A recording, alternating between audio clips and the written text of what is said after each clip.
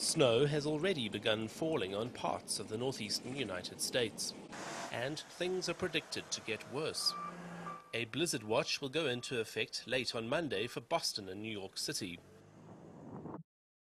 The US government's severe weather website is warning residents of a potentially historic storm.